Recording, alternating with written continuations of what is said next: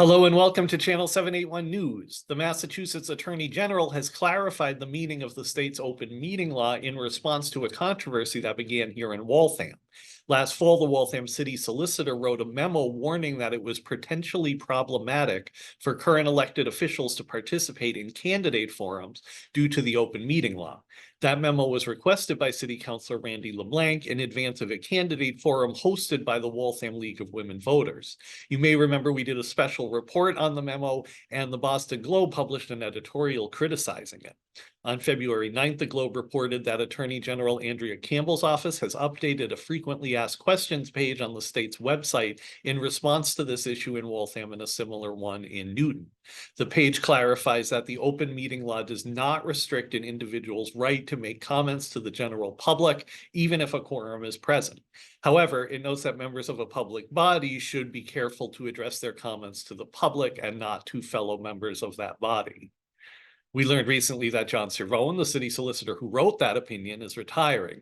At this Tuesday's meeting, the Committee of the Whole approved the mayor's request to appoint Katherine D. Laughman as city solicitor for a term of 3 years. They also confirmed Cervone as assistant city solicitor for a brief period to help with the transition. Former City Councilor Patrick O'Brien, whose term ended in December, will also be taking on a new role in Waltham government. WCAC reported that he's been hired as the new director of the Waltham Council on Aging, taking over for Mary Beth Duffy, who served in that role for 16 years.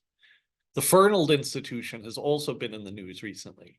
On January 29th, the Boston Globe published an editorial criticizing the city of Waltham for allowing the many buildings on the site to fall into disrepair. According to the editorial, when the city purchased the site, it committed to historic preservation and reuse of the buildings and site-wide security. Since then, many buildings have deteriorated or been vandalized to the point where they need to be demolished. The editorial quoted Mayor McCarthy, who said the city has a 20-year plan for the property and she needs to balance expenditures on the Fernald with other city needs. On February 13th, a WCAC article highlighted one of the buildings on the site, Cardinal Cottage, which is currently being redeveloped into 2 units of affordable housing.